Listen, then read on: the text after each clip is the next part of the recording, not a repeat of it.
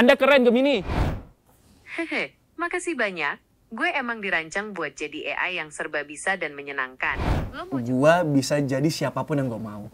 Dan gue bisa menjadi apapun yang gue inginkan.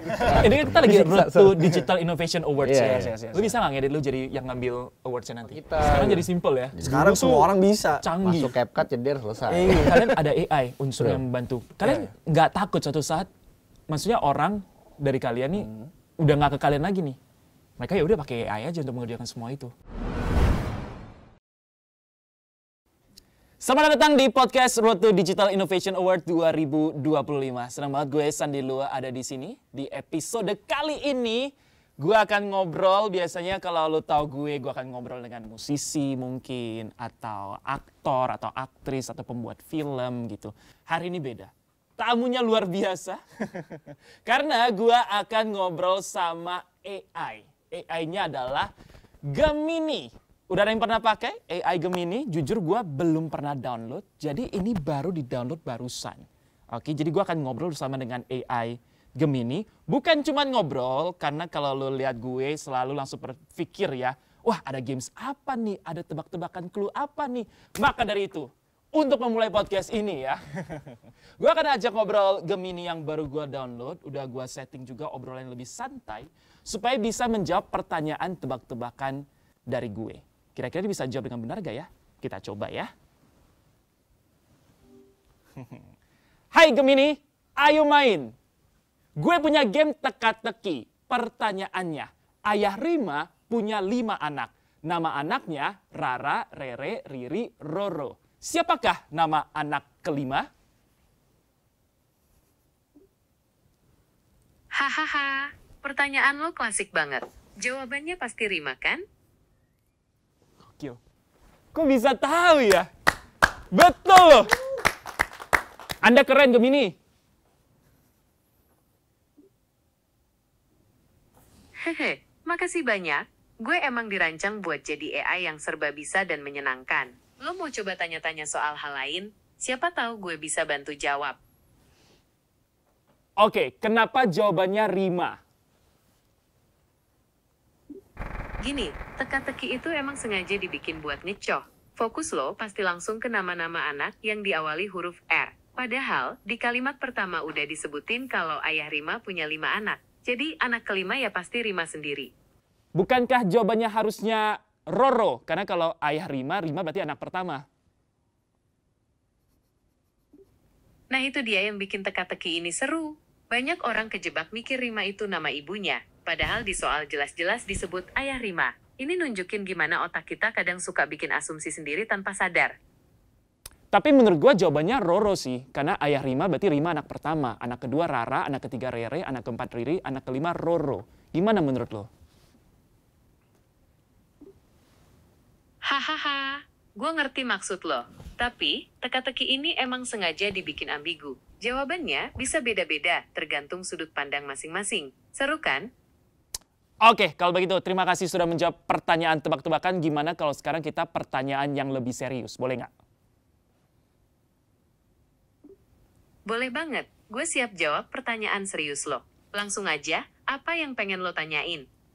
Menurut lo, gimana nih keadaan Indonesia di 50 tahun ke depan? Wah, pertanyaan berat nih. Tapi oke, gue coba jawab ya. Indonesia 50 tahun ke depan punya potensi besar buat jadi negara maju. Ekonomi digital bakal makin berkembang. Apalagi dengan bonus demografi kita. Tapi, tantangannya juga nggak kecil. Kita harus pinter jaga sumber daya alam, atasi perubahan iklim, dan pastiin pembangunan merata buat semua wilayah. Gimana? Setuju nggak? Setuju sih, tapi menurut lo itu akan terjadi nggak? Realistis nggak akan terjadi? Realistis atau enggaknya, itu tergantung gimana kita sebagai bangsa bekerja sama.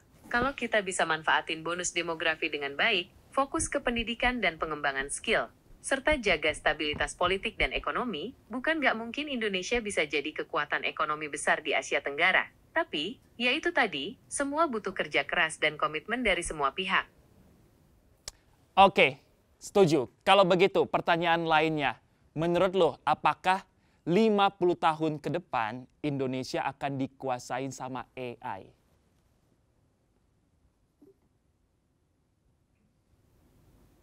Wah, kalau dikuasai mungkin kata yang terlalu kuat. Tapi, AI pasti bakal punya peran besar dalam kehidupan kita sehari-hari. Bayangin aja, semua sektor, dari kesehatan sampai transportasi, bakal makin canggih berkat AI. Tapi, penting juga buat kita siapin regulasi dan etika yang kuat. Biar AI tetap jadi alat bantu, bukan malah ngambil alih kendali. Oke, kalau begitu apakah AI akan menggantikan pekerjaan-pekerjaan yang sudah ada saat ini? Ini nih pertanyaan yang sering banget muncul.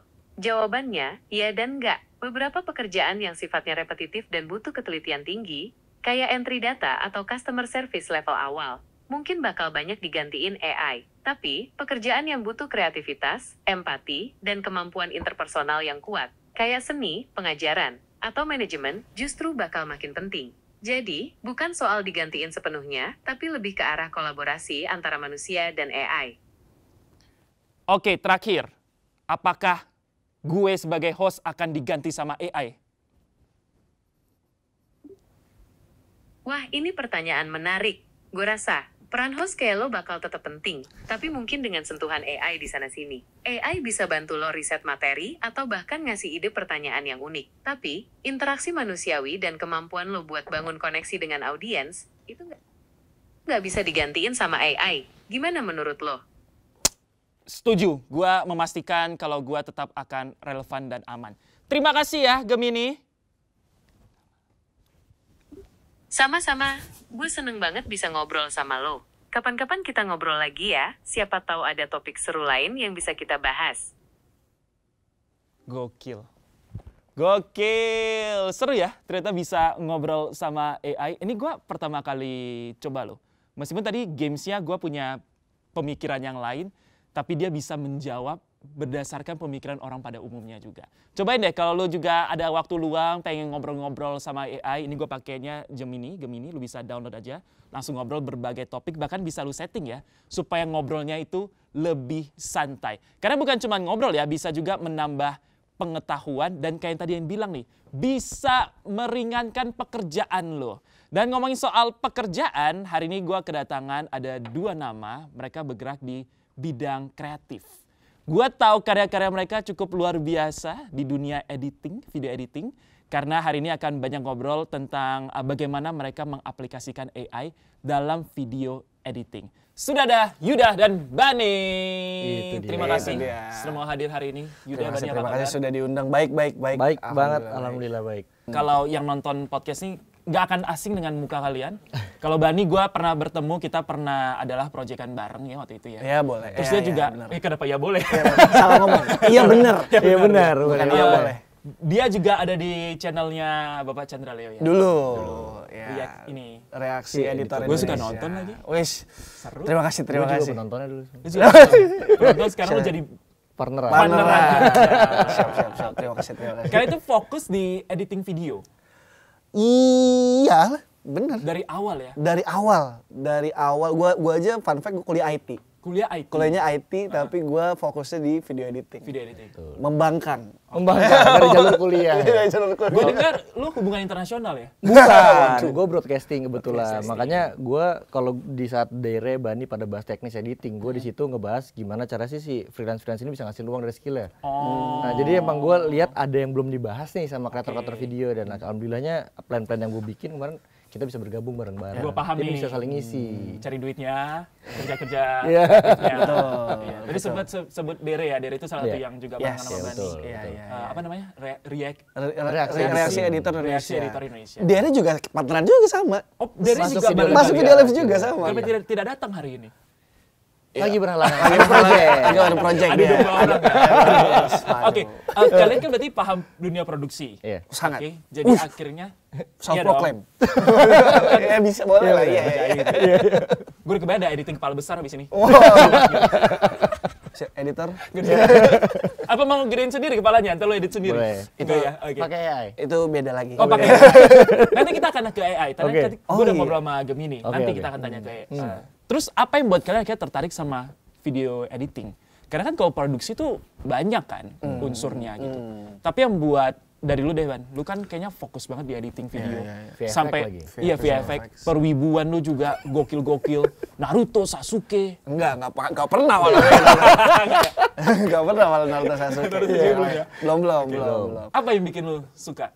Gue suka banget dimana konsep gini. Gue bisa jadi siapapun yang gue mau. Dan gue bisa menjadi apapun yang gue inginkan. Bisa terbang. Bisa terbang lah. Dengan editing ini. Dengan editing. Makanya gue suka banget editing karena gue bisa melakukan apapun yang gue inginkan. Oke. Dan 4 tahun terakhir ini pun malah yang selalu gue impikan kejadian yang tadi gue ngomongin tadi. Gue bisa menjadi siapapun yang gue inginkan. Contoh yang lu pengen akhirnya jadi gitu. Gue 2 tahun lalu tuh kan rame banget Jujutsu Kaisen kan. Gue suka banget karakter Sukuna. Pas banget nih ada inspirasi gue punya inspirasi juga. Bukan inspirasi, gue punya orang yang gue inspirasikan. Namanya Jalex Rosa. Dan pernah kerja bareng juga.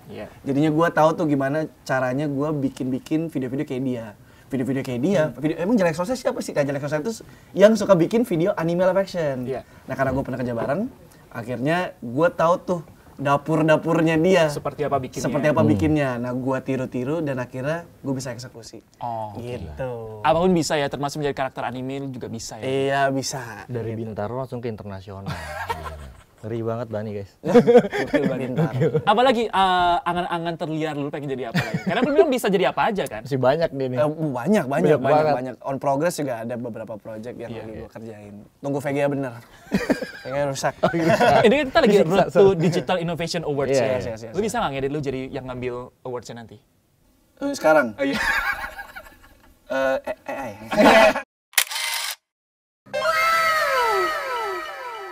Kuncinya ke situ ya. Jadi menang ya kan? Yang menang nggak menang, gue udah menang duluan nih. Itu dia. Bisa jadi apa aja ya. Menarik sih ya dengan editing. Konsepnya tuh menarik bisa karena waktu itu juga kan pertama kalinya itu gue amazed sama video editing tuh gara-gara gue lihat Tara Arts. Tara Arts dulu bikin visual effects itu dia. Tara Arts bikin. Pertama-tama nonton dia ya. Betul, semua orang pasti nonton dia tuh. Semua orang. Waktu itu dia bikin VFX terbang itu. Wih, kok bisa ya? konten kreator bisa bikin kayak gini. Gue ikutin, ih keren. Gitu ya dari situ tuh ternyata bisa. Ternyata bisa. Sekarang lebih gila lagi gitu. Menarik. Kalau lu Yud? Gue balik lagi pastinya karena bukan background dari anak yang lahir kaya ya. Jadi yang gue lihat pasti industrinya. Kenapa gue ambil kuliah broadcast pada saat itu? Gue lihat industrinya media tuh pasti tinggi banget. At least seenggak-enggaknya gue dulu bisa tetap dapat kerja cepat. Sampai akhirnya ternyata masuk cemplung ke dunia freelance. Wah alhamdulillah duitnya lumayan ya Ban ya. Itu dia. Freelance ini ya. Iya, jadi untuk khususnya di dunia videografi ya, entah editing, terus kayak syuting, itu tuh lu bisa kemana aja. Kayak kita kemarin ke Bali, tiba-tiba lagi ngobrol-ngobrol yang punya villanya lihat, oh bisa bikin video ya Mas Bali itu lagi konten. Oh ini kita butuh video nih buat villa kita nih, buat di website, jadi project. Jadi kayak ke cover jalan-jalan kita. Lebih ke arah industrinya sih. Jadi gua adaptasi juga dan kebetulan pasti suka juga sama dunia videografi. Kenapa? Karena dari dulu doyan banget megang kamera, videografer. Kalau Bani doyan ngedit, gue lebih doyan syuting capek. Ya kan kumel nggak apa-apa seharian ngangkat asisten, pulang gue kasih SSD-nya ke Bani ini Bang. Nah, gue nggak suka tuh kalau pulang kasih SSD, oh 2 editan pusing nggak mau. Gue mendingan syuting capek, pulang tuh udah tinggal ngeliatin Bani. Kapan nih Bani? Udah kasih nih gue shot-shot bagusnya, editnya yang bagus gitu. Jadi kalian pre-production-nya bareng, produksinya lebih ke dia, lu mantau-mantau. Iya betul. Post-pro-nya. Post-pro-nya Bani. Oke. Dan iya sih menarik kayaknya sekarang apapun tuh pakai video ya. Betul Pak. Promosi apa aja, bisnis, iklan semua. Pakai video. Semua. Lu mau bilang gue nggak butuh pada akhirnya mau kerjaan apapun. Bahkan orang sekarang nge-branding diri juga pakai video kan. Atensi Pak, dapatin atensi lewat mana lagi kalau bukan sosmed, lewat mata orang kan. Views jumlah. Ini yang sedang kalian kerjakan dalam beberapa waktu terakhir ini berarti? Iya.